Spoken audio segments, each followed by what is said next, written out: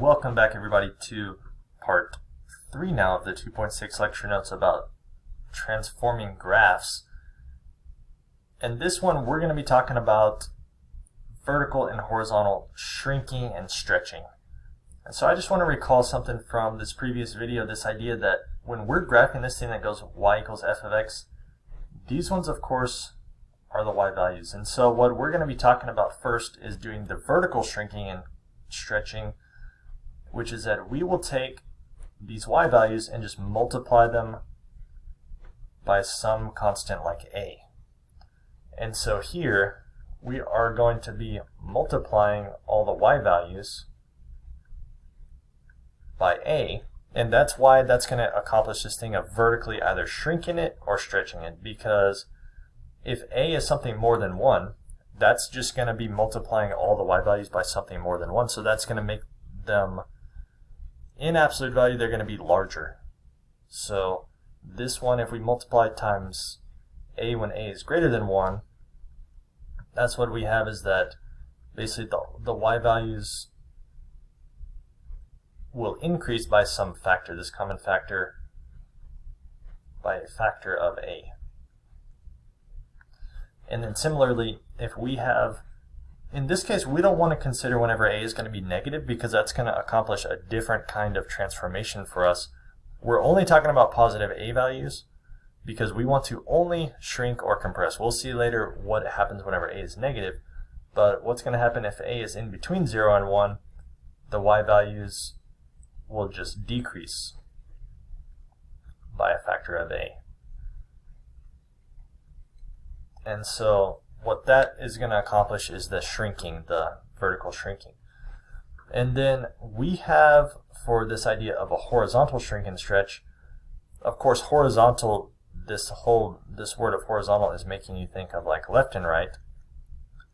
Left and right is horizontal, which that's the same thing as kind of the x direction, because of course the x-axis over here is oriented in kind of a left to right fashion. And so if you're doing something to the x values, what you're accomplishing is you're changing what's happening to the graph kind of in terms of like left to right. So here we're calling that horizontal shrink or horizontal stretch. And so we will say that the graph of f of x is shrunk horizontally, which again, the thing that's happening with the x direction, just like we saw with the shift, it's kind of the opposite of what you would normally think, because this is what happens whenever a is more than 1.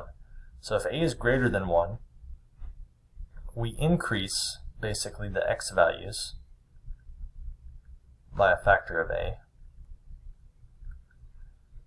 But what ends up happening is on the graph, that is what shrinks it horizontally.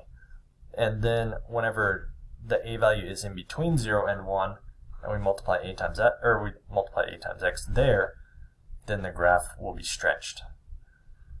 And so it does seem kind of weird, but what I want to show you guys in a second is that actually a vertical shrink and a horizontal stretch, vertical shrink and horizontal stretch, these are actually the same. And the same way horizontal shrink with a vertical stretch, these are both the same thing. And I'll show you in a second what I mean by that. But here, we will first just see an example of this one. And what we have is a graph. We want to graph this function that goes 1/4 f of x equals 1/4 of x squared. And we can do that by plotting some points. Here, remembering that this parent function that goes like x squared, it's symmetrical, so we're only graphing along here the positive values, and then we can just duplicate it on the other side because it's going to be symmetrical for us. But here, why don't we see what's going to happen? We've seen also before in the previous video what should go here for this one. I'm just going to populate these fields because we know what these numbers squared are.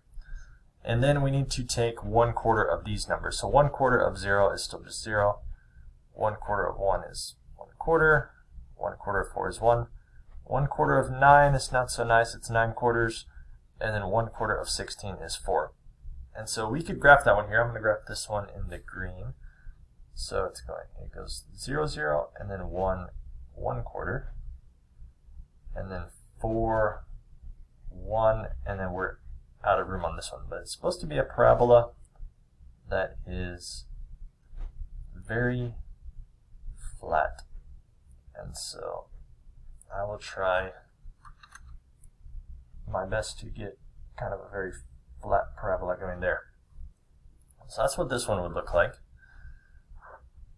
And then we will graph this one, which, since we're multiplying in the front by 4, this thing of x squared, we're imagining here that this should be something like a vertical stretch. Now, do you notice that I didn't mention while we were graphing it, but the way that this one is written, f of x equals 1/4 of x squared, when you're comparing it to the parent function like x squared, it's basically what this one looks like is f of x equals a times x squared. Where this part, the a squared, this is the parent function. And so we're multiplying in the front of this whole thing, and that's basically like what this one was with the horizontal stretch or the horizontal compression. But you notice since a is 1/4, it's less than 1, but more than 0, that should be like a vertical shrink. So this one, it looks, based on the way that the function is written, that it should be vertical shrink. But do you notice that it's impossible to tell that this is not just a horizontal stretch based on what the parent function looks like, the parabola there? If you stretch the parent function horizontally, it will look the same as this,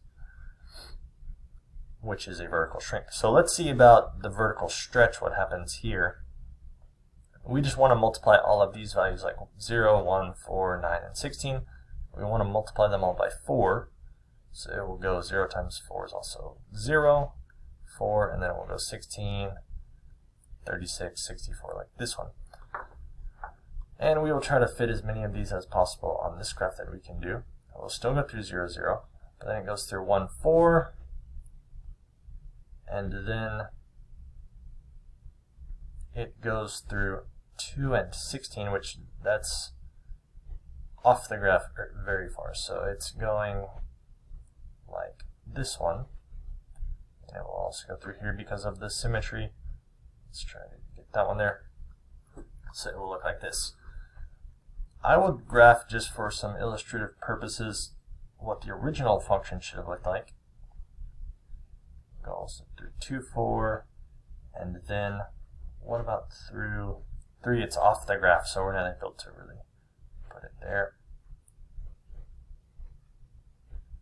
The parent function should have looked something like this. And so this one we see that is supposed to be a vertical stretch, and it is. Vertical stretch, it also, can you tell that it's the same thing as, in this case, a horizontal shrink? I was going to write compression, which it's okay to write it, but here we're using the words shrink and stretch. Sometimes instead of shrink, people say compress. But if we just took the original one and we shrunk it horizontally, like we squeezed these sides in, then we would end up with the one there that we got by vertical stretch.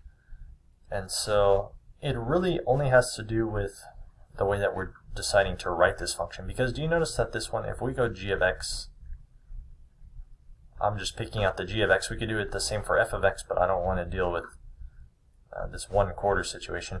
So g of x, when it's 4x squared like this, do you notice that you can also write 4x squared? This is a perfect square. 4x squared, that we can write it as just something and then squared. And what should be the something is, if you put 2x there, because of course the square, it should go onto both things inside, we would get 4x squared. But if we write it this way, it's making vertical stretch. If we write it this way, where the 2 is being multiplied times x, this becomes horizontal shrink. So the difference between vertical compression and horizontal shrink, it's not a difference on the graph. The graphs look exactly the same. The difference is only in how the actual function is written there, because if you write it the other way, then it will change it miraculously from a vertical thing to a horizontal thing. But that's why it doesn't really matter. I think most of the time we're going to encounter the vertical one more so than the horizontal one. And so either way, I wouldn't really worry about it too much. We're just here taking a look at these different transformations that are possible. We'll get an expression for all of the different kind of transformations just onto one graph here after we see. I think there's a couple more to talk about, but we will do that in the next video. So thank you guys for watching.